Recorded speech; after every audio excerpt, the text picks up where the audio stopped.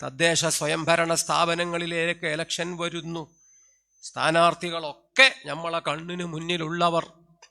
ഒന്ന് അമ്മായിൻ്റെ മോനാണ്, മറ്റേത് മൂത്താപ്പാൻ്റെ മോനാണ്, മറ്റൊന്ന് തൊട്ടടുത്ത അയൽവാസിയാണ്, മറ്റൊരാൾ സ്കൂളിലെ സഹപ്രവർത്തകനാണ്, വേറൊരുത്തൻ നമ്മളെ കുഞ്ഞുങ്ങൾ 4 അധ്യാപകനാണ്. എന്താ ചെയ്യുക? ആരെയും ഉറപ്പിക്കാൻ പറ്റൂല.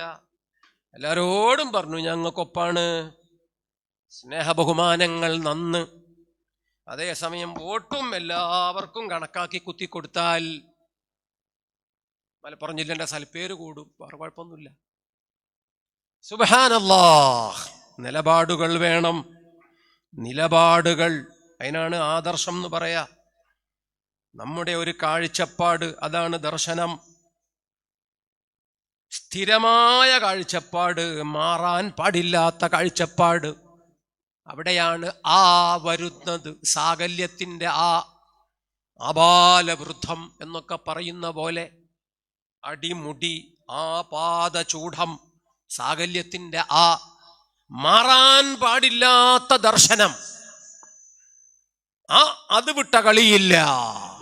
ആ ദർശനത്തിൻ്റെ പേരാണ് ആദർശം. ആ ആദർശം വേണം നമുക്ക്.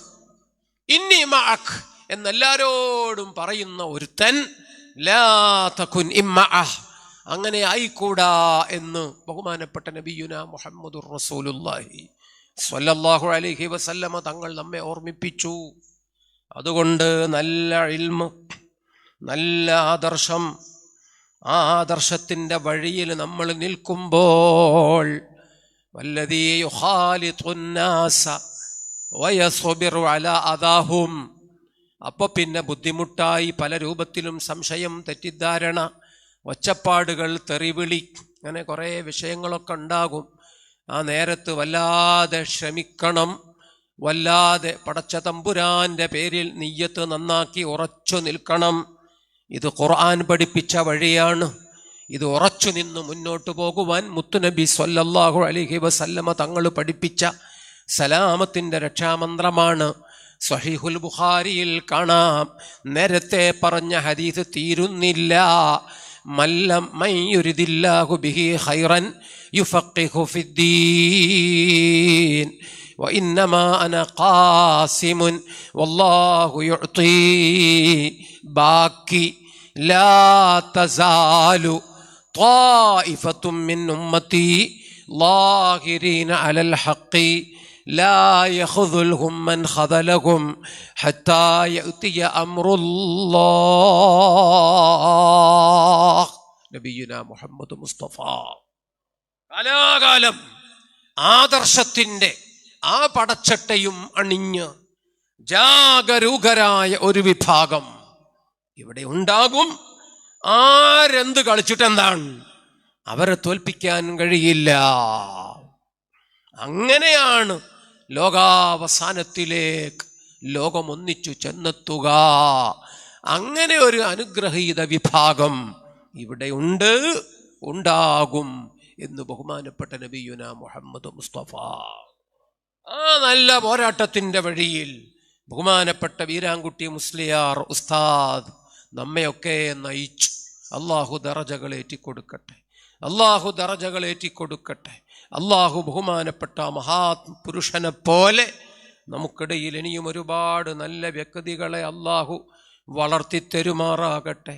മല പോലത്തെ ആലിമീങ്ങളെ കണ്ട ഞങ്ങൾക്ക് ഇനിയും അതുപോലെയുള്ള മഹാന്മാരെ നീ കാണിച്ചു തരണമല്ലാഹ്. ഹിമാലയത്തേക്കാൾ പൊക്കമുള്ള വലിയ വലിയ ഉലിയാക്കളെ കണ്ട ഞങ്ങൾക്ക് ഇനിയും അതുപോലെ ഒരുപാട് സുഹൃതങ്ങൾ, ഇനിയും ഒരുപാട് മഹാജീവിതങ്ങൾ വഴികാട്ടികളായി മുന്നിൽ കാണിച്ചു തരണം അല്ലാഹ്.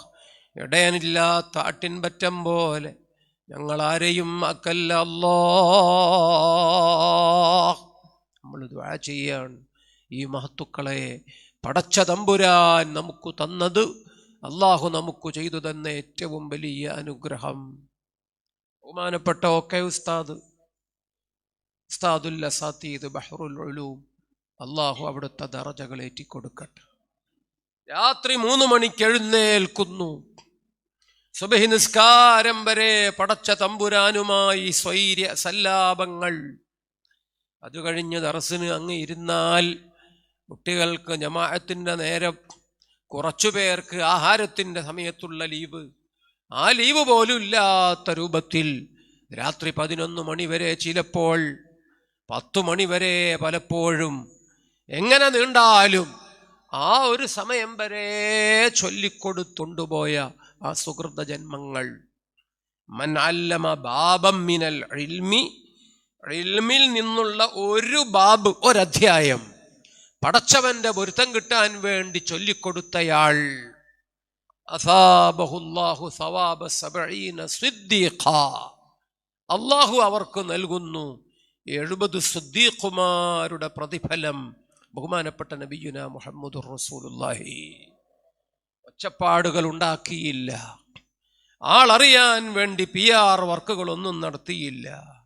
കാനാഞ്ചേരി ദർസ്, പിന്നെ അങ്ങനെ മർക്കസിലൊക്കെയുള്ള ദർസ്, ഇബാറത്ത് ഹല്ലു ചെല്ലു ചെയ്യുന്നതിലുള്ള ആവേശം, സമകാലിക സമസ്യകളുമായി ചേർത്തി കുഞ്ഞുങ്ങൾക്ക് കാര്യങ്ങൾ പറഞ്ഞു കൊടുക്കാനുള്ള സാമർഥ്യം, അവസാനം വിഷയവും തെളിവു നിരത്തി ലക്ഷ്യത്തിലേക്കെത്തുമ്പോൾ ഒരു കൊച്ചുകുട്ടിയെ പോലെ ആഹ്ലാദത്തിൻ്റെ വല്ലാത്തൊരു പുഞ്ചിരി. ഇതാണ് ആ ഉസ്താദിൻ്റെ അധ്യാപനത്തിൽ നമ്മളൊക്കെ കണ്ടത്. മക്കളില്ലായിരുന്നു, അല്ല, അനേകം മക്കളെ ബാപ്പയാണ്.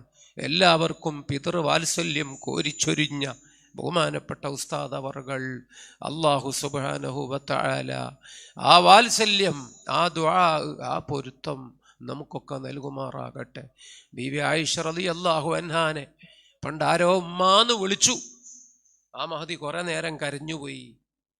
കാരണം ഉമ്മാന്ന് വിളിക്കാൻ സ്വന്തം മടിയിൽ വളർന്ന ഒരു മോന് ഇല്ലല്ലോ.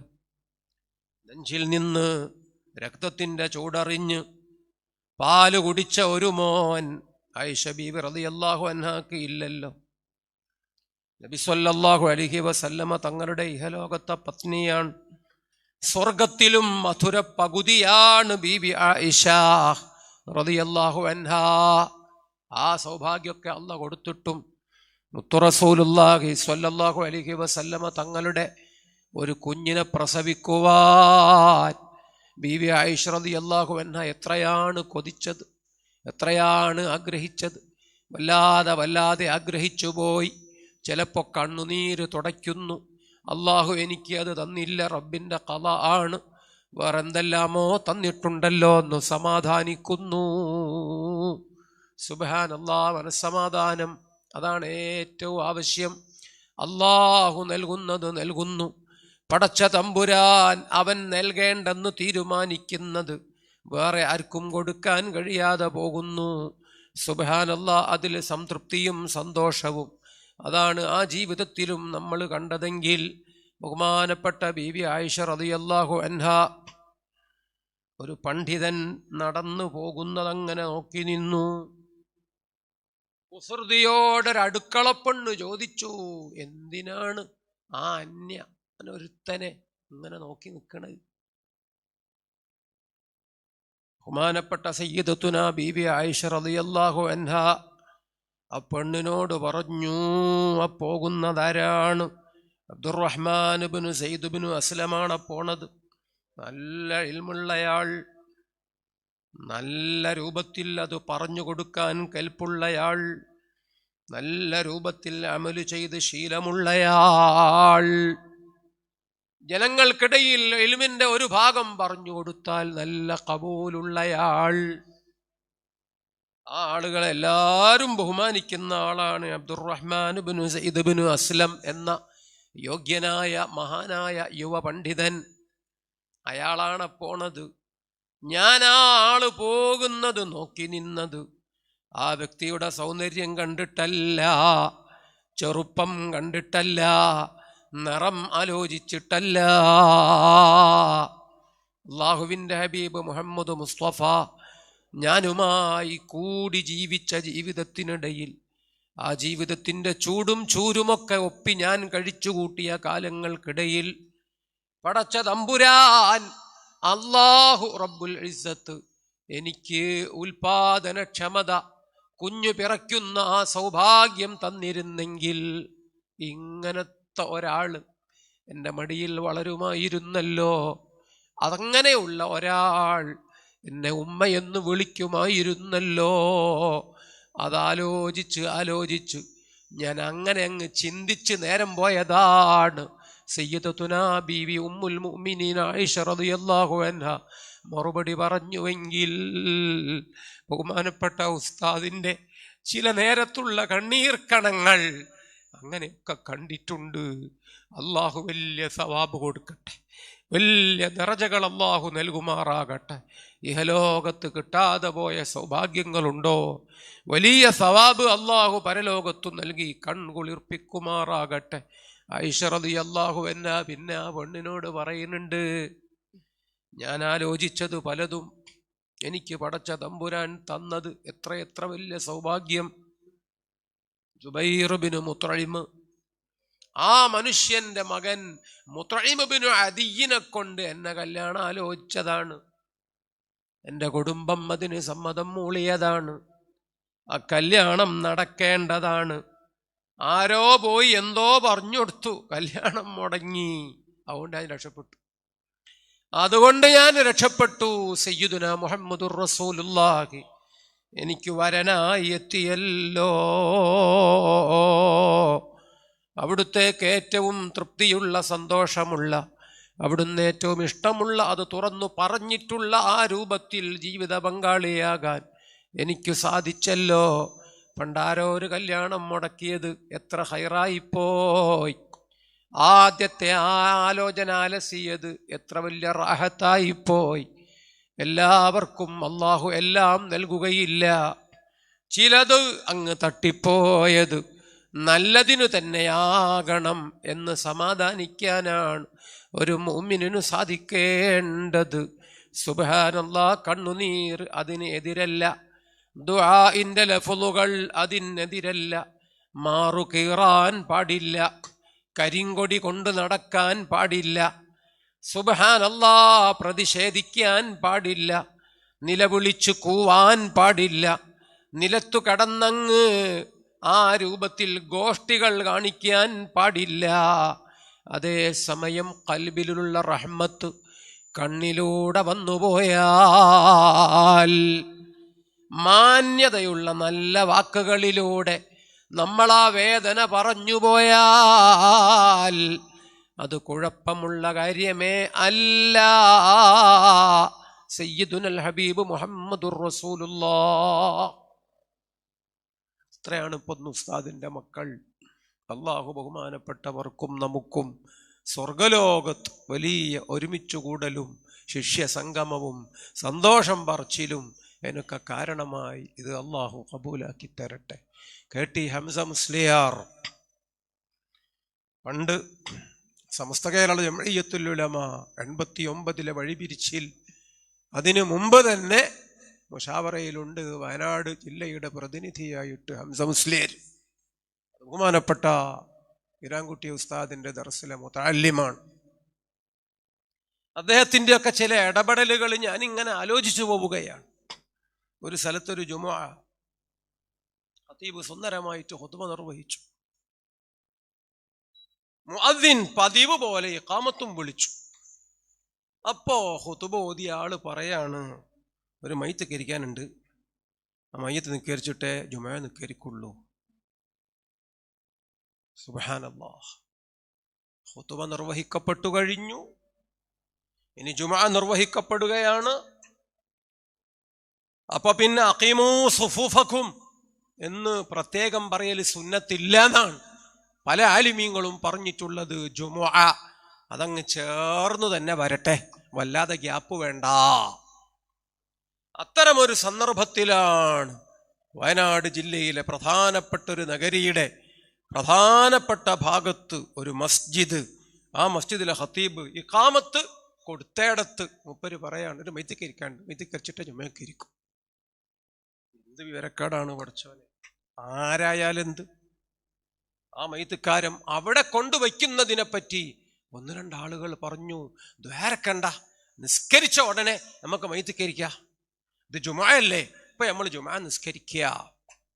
നമുക്ക് പണ്ടേ അറിയാം നിങ്ങൾക്ക് ഇത് ഇഷ്ടാവൂല, അതിന് ഇതിലും കൂടാത്തോലൊക്കെ പൊയ്ക്കോളി എന്ന് പറഞ്ഞ് അവിടെ ആദ്യം മയ്യിത്ത് നിസ്കാരം, പിന്നെ ജുമുഅ നിസ്കാരം. മുറുമുറുപ്പ് റോഡിലേക്ക് ഇറങ്ങി കുറച്ചു നേരം, അത്രയൊക്കെ ഉള്ളൂ. സുബ്ഹാനല്ലാഹ്, കേട്ടി ഹംസ മുസ്ലിയാരുടെ വിളി. 2-2.5 മണിക്ക് ആ ഖതീബിന്റെ അടുത്തേക്ക് വരികയാണ്. ഇന്ന ആളാണോ? അതെ. പള്ളിയിലെ ഖതീബാണോ? അതെ. ഇന്നെന്താ അവിടെ ഉണ്ടായത്? ആ, അങ്ങനെയാണില്ലേ. നീ എവിടുന്നാടാ ഓതിയത്? എന്താടാ നീ പഠിച്ചത്? എന്താണ് നിനക്ക് ഉസ്താദുമാര് പഠിപ്പിച്ചു തന്നത്? ആരാണ് അന്നേരം മയ്യിത്തുകാരവിടെ കൊണ്ടാക്കാൻ എന്നോട് പറഞ്ഞ്? അതുകൊണ്ട് ഇന്ന് ജുമുഅയുടെ തുടർച്ച നഷ്ടപ്പെട്ടു പോയി. അൽ ഖുതുബത്തു തഖൂമു മഖാമ റകഅതൈൻ മിനൽ ഫർദ്. ഖുതുബയുടെ തുടർച്ച നഷ്ടപ്പെട്ടു പോയ ആ ജുമുഅ നിസ്കാരം ജുമുഅയല്ല. വഖത്ത് വിശാലാണ്, സമയപ്പോഴും ബാക്കിയാണ്. നാട്ടിലെ ആളുണ്ട്, ജീവനോടെ താൻ ബാക്കിയുണ്ട്.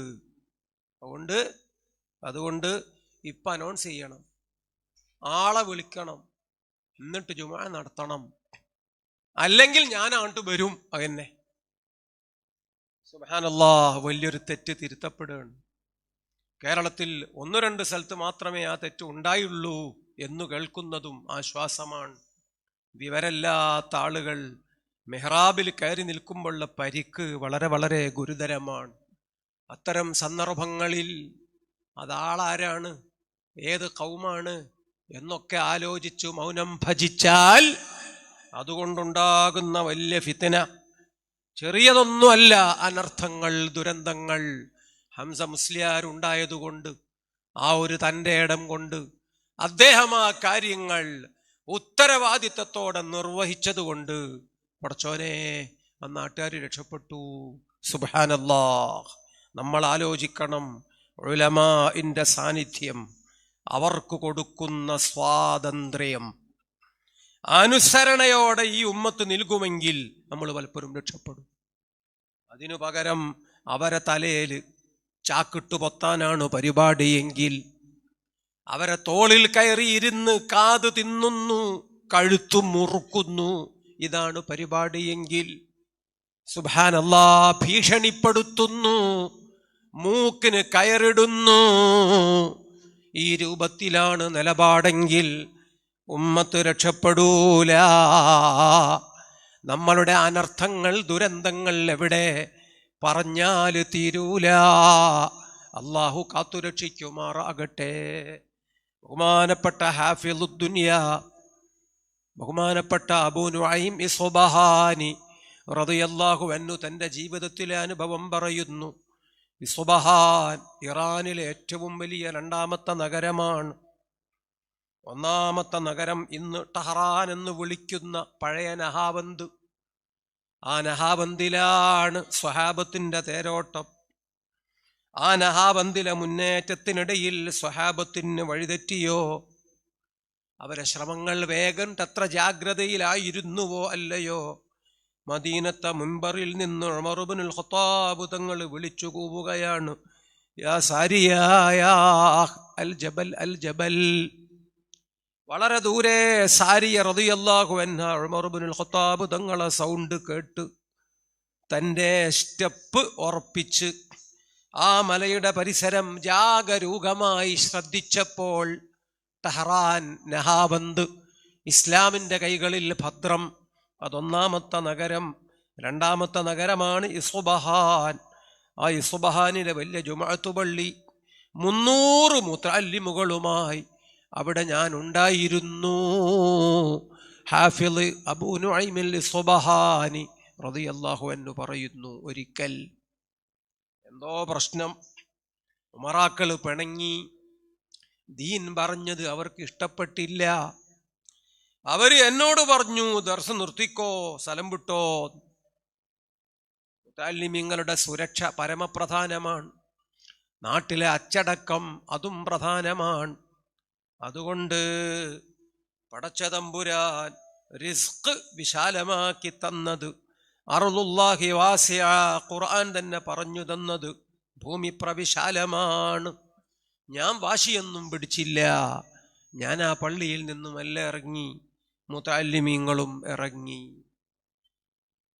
സുബ്ഹാനിലെ വലിയ ജുമുഅത്ത് പള്ളി, അവിടെ എന്തോ ചെറിയ പ്രശ്നമുണ്ട്. നാട്ടിലെ ഹാല് അറിയാൻ വേണ്ടി ഗവർണർ ഒരു വെള്ളിയാഴ്ച പള്ളിയിൽ വന്നു. ഗവർണർ കാര്യങ്ങളൊക്കെ സംസാരിച്ചു. സംസാരം പലർക്കും ബോധിച്ചു. ആള് കൂടി കേട്ട് കുത്തിയിരുന്നു. ചില ആളുകൾ ആരോ പരാതി പറഞ്ഞു. അപ്പൊ പിന്നെ അതൊരു വിചാരണയുടെ സ്വഭാവത്തിലേക്ക് എത്തി. 5 കൊല്ലം കഴിഞ്ഞ് വോട്ട് ചോദിച്ചൊരാൾ വരുമ്പോ കുറെ പറയാനുണ്ടാകും, കുറെ കേൾക്കാനും സന്മനസ് വേണം. അധികാരത്തിന്റെ ഭാഷ ചിലപ്പോ വേറെ രൂപത്തിലാണ്.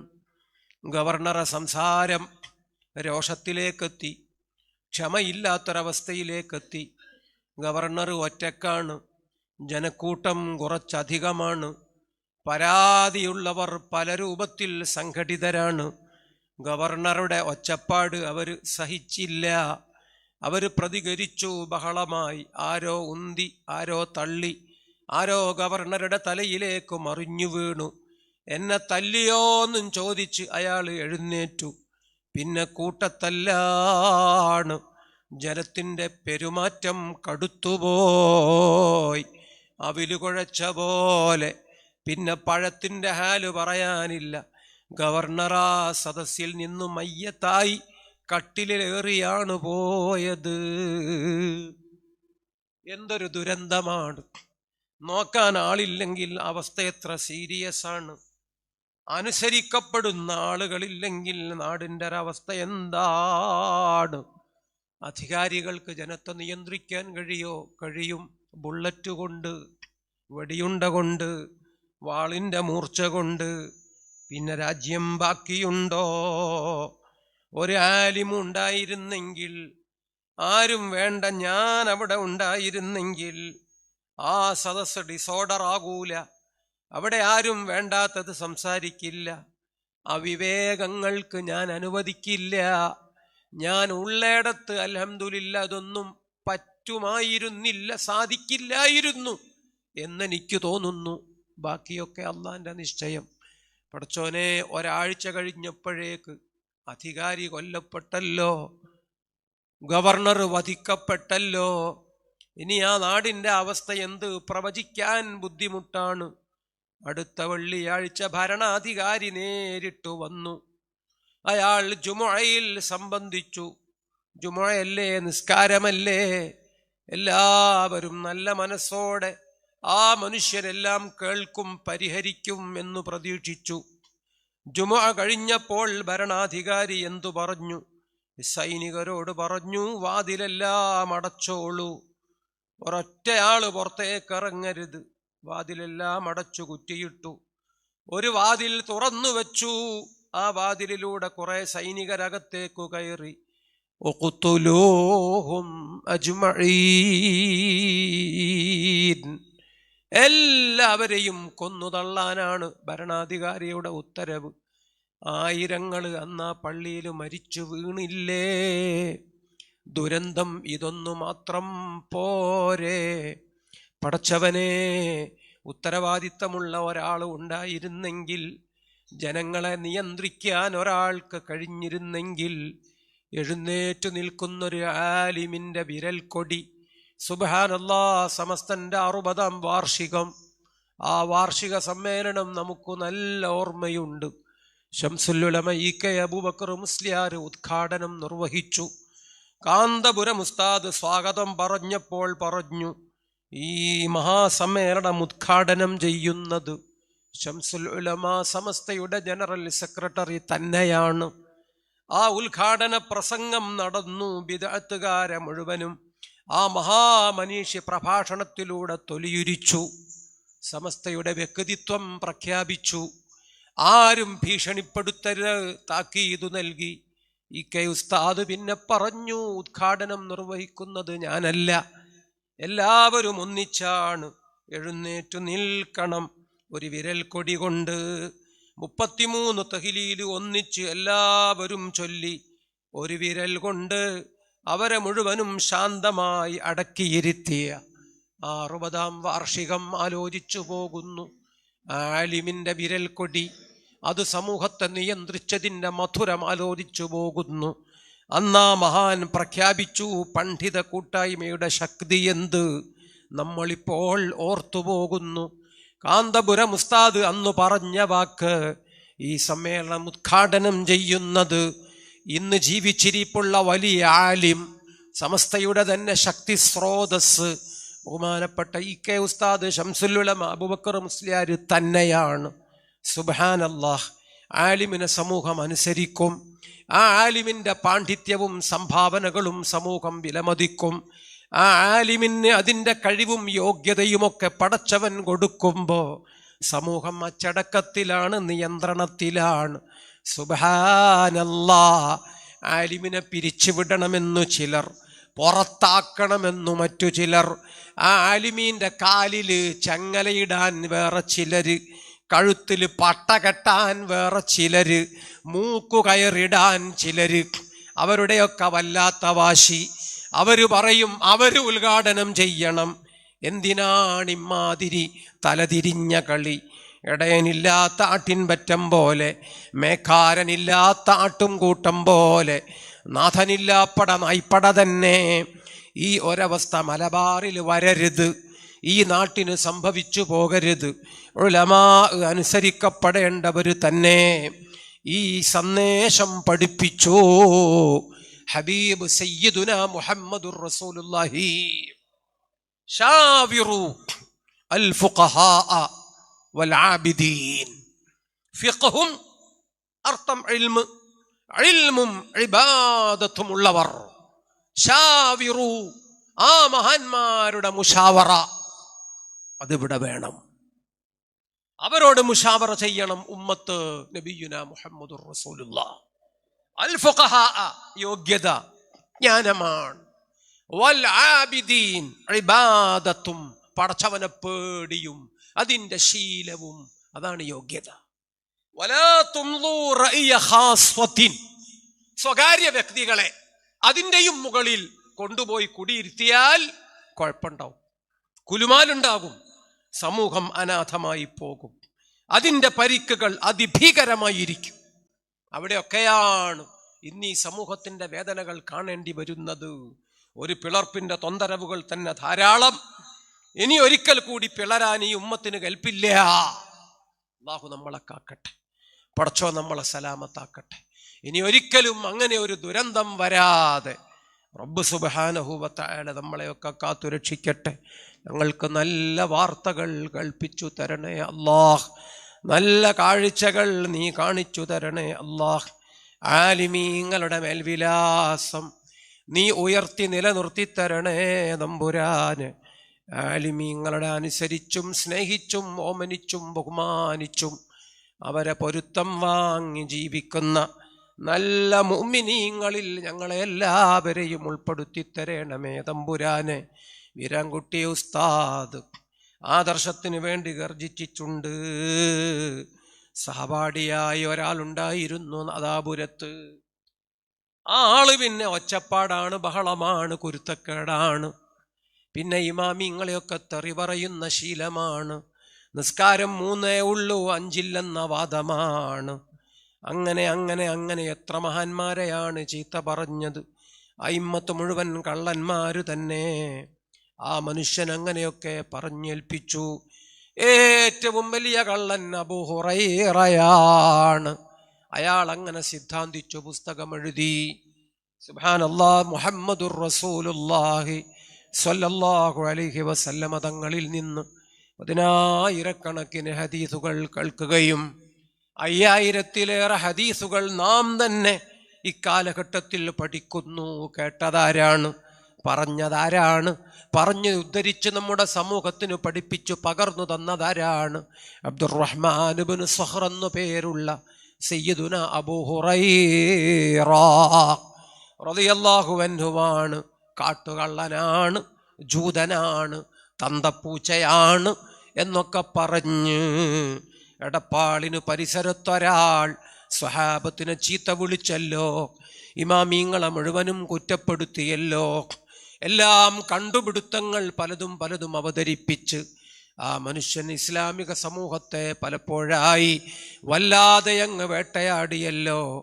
ഓതുന്ന കാലത്ത് കൂടെയുണ്ടായിരുന്നൊരു വ്യക്തിയെ ദർസിന്ന് അന്നത്തെ ഉസ്താദുമാര് പുറത്താക്കിയത് മുത്അ വിവാഹം, താൽക്കാലിക വിവാഹം കഴിച്ച് അതേപ്പറ്റി ആരോ ചോദിച്ചപ്പോൾ ന്യായം പറഞ്ഞു. മ്യൂട്ടാ മാരേജ്, മുത്അ വിവാഹം ഹറാമാണെന്ന് കിതാബുകൾ കാണിച്ചു കൊടുത്തപ്പോ വലിയ അയിമ്മത്തിനെ മുഴുവനും ചീത്ത വിളിച്ച ഒരാൾ, അങ്ങനെയല്ലേ അയാൾ അന്ന് ദർസിന്ന് പുറത്തായത്.